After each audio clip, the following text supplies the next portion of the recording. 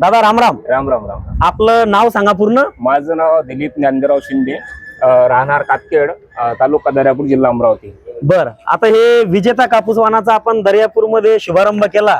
जास्तीत जास्त शेतकऱ्यांपर्यंत हा विजेता कापूस वाहन पोहोचण्यासाठी तुमचा काय अनुभव आहे विजेता कापूस वाहनाचा? मागच्या वर्षी मी निजीवूड कंपनीचे 858 हे वाहन म्हणजे विजेता लावलेलं होतं 2 एकरात, आणि मला एकरी 11 पर्यंत म्हणजे 2 एकरात 22 क्विंटल ॲव्हरेज आलेला आहे.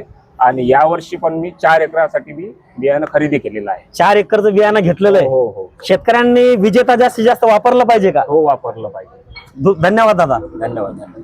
राम राम दादा. राम राम. दादा तुमचं नाव सांगा पूर्ण. माझं नाव विनोद श्रीकृष्ण हुतके, राहणार माऊली लंडे, तालुका दर्यापूर, जिल्हा अमरावती. दादा आपला विजेता कापूस वाहनाचा काय अनुभव आहे? चांगला अनुभव मला. दरवर्षी माझं 3रं वर्ष आहे.